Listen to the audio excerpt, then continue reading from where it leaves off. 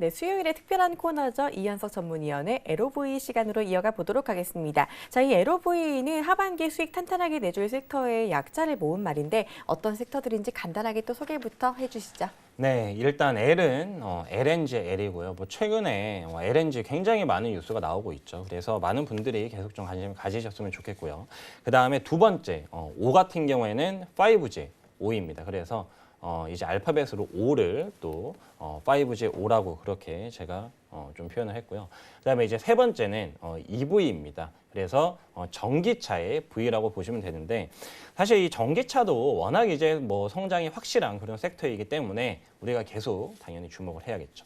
그리고 이제 마지막 E 같은 경우에는 또 최근에 중국 BOE 관련 이슈로 굉장히 좀 부각이 됐었던 올레드의 그래서 이 러브 섹터에 여러분들이 주목을 하시면은 글로벌 경기 둔화 기조 속에서도 충분히 좋은 수익률을 달성을 할 수 있을 것이다. 이렇게 좀 자신 있게 말씀드리고 있습니다. 네, 주식과 사랑에 빠질 수 있는 섹터, LOV 섹터 소개를 해주셨고요. 이 중에 또 오늘 한 섹터에 대해서 소개를 할 텐데 오늘은 어떤 섹터 가지고 오셨나요? 네, 오늘은 저번 주에 이어서 5G, O에 대해서 좀 말씀을 해드릴까 합니다. 최애 섹터네요. 네, 그렇죠. 사실 이 5G는 어떻게 보면은 뭐 성장성도 성장성이지만 가장 확실하고 안정적인 좀 실적이 나오고 있기 때문에 올해까지는 여러분들이 계속 좀 주목을 하셔야 된다라고 저는 그렇게 말씀을 드리고 싶어요. 물론 올해 이후에도 계속 좀 오를 수는 있지만 안정적으로 이 폭발적인 성장세가 유지되는 건 일단 올해까지다. 그렇게 저는 올해까지는 충분히 갈 수 있다. 그렇게 보고 있는데요. 오늘은 사실 좀 안 좋은 소식이 나왔습니다. 이거를 뭐 사실 좀 완전히 안 좋은 소식인가라고 했을 경우에는 글쎄 좀 캐스션 마크가 붙겠지만 그럼에도 불구하고 뭐 전체적인 지금 이 5G 시장을 봤을 때는 다소 좀 악재로 작용할 수 있는 그런 이슈인데요. 한번 살펴보겠습니다.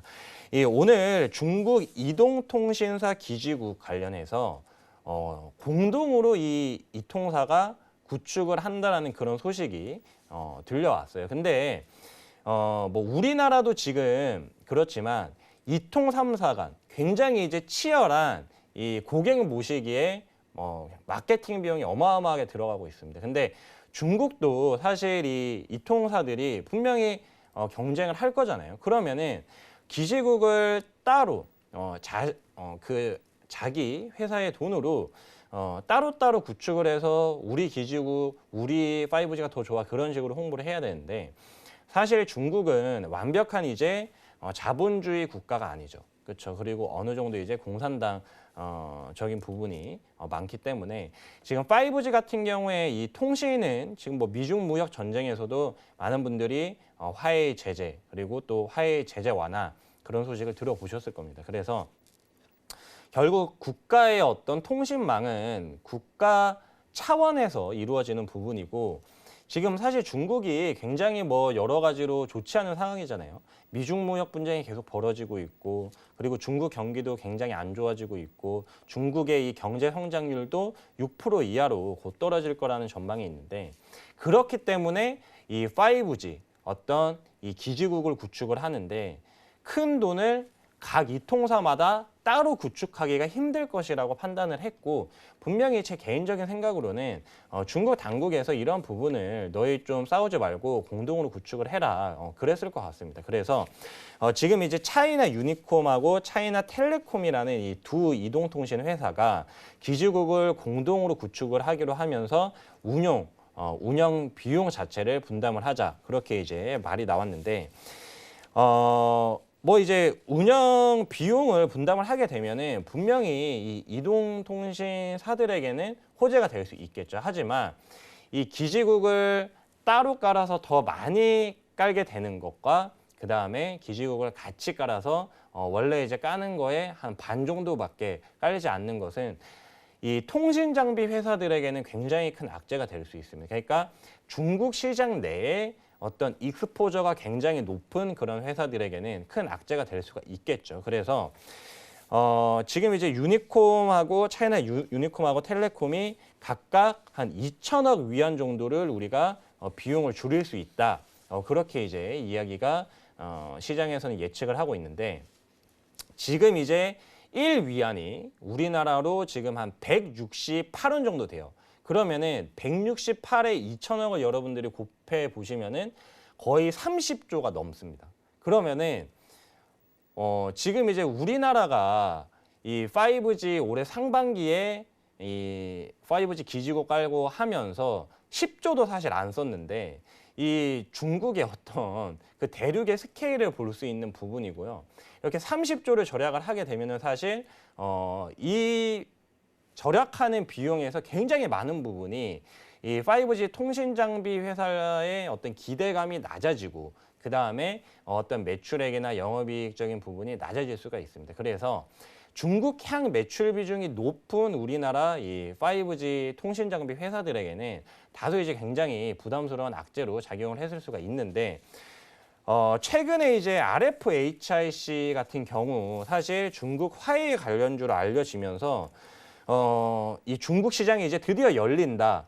중국 시장 뭐 제가 계속 좀 말씀드렸지만 한 3년 안에 우리나라 기지국 수의 10배 이상이 깔릴 것이다. 그런 분석이 굉장히 많이 나왔는데 그런 어떤 중국 시장에 대한 기대감으로 한 주 만에 거의 50%가 오른 게 RFHIC라는 기업이었어요. 근데 그 이후에 갑자기 이 고점 부근에서 한번 급락을 했죠. 하루 만에 10%가 확 빠졌는데 항상 어떤 뉴스가 나오기 전에 사실 소문은 돌게 되어 있습니다. 그래서 이러한 어떤 중국 관련 악재 이슈를 먼저 이제 시장에서 알고 한 차례 수익 실현을 한 게 아닌가 저는 좀 그렇게 판단되고 근데 그럼에도 불구하고요. RFHIC나 그다음에 우리가 이제 5G 대표주로 알고 있는 KMW 같은 이런 종목들 사실 뭐 KMW는 올해 뭐 이러다가 10배 가까이 10배의 상승을 찍을 수 있지 않을까 저는 개인적으로 생각을 하는데 지금 KMW도 사실 ZT 관련해서 이 중국의 익스포저 그리고 중국 시장에 대한 기대감이 굉장히 큰 종목이었습니다. 지금 이 KMW 같은 경우에는 2000년 그러니까 내년 기준으로요. 중국 익스포저가 한 25% 정도 될 것이라고 지금 시장에서는 좀 전망을 하고 있고 그다음에 RFHIC 같은 경우에는 중국 향 매출 비중이 전체 한 30%를 조금 넘을 것으로 그렇게 이제 예상이 되고 있는데 그러면은 요 이제 25%와 32%가 만약에 중국에서 이 5G 공동 구축을 만약에 이동통신사들이 갑자기 다 같이 한다. 그래 버리면은 이게 중국향 매출이 거의 이제 반토막 정도 날 수 있는 부분이겠죠. 그래서 이런 부분을 봤을 때는 중국향 매출 비중에 대한 기대감은 다소 좀 줄일 필요가 있지 않을까 저는 좀 그렇게 말씀을 드리겠고요. 그럼에도 불구하고 저는 이제 많은 분들께 말씀을 드리고 싶은 게 항상 우리가 주식 투자를 하다 보면은 악재는 언제나 발생을 합니다. 근데 항상 언제나 발생하는 악재를 두고 이거는 이래서 팔아야 돼. 이거는 또 다른 악재가 나왔기 때문에 팔아야 돼 하면은 우리가 주식 투자를 할 수가 없어요.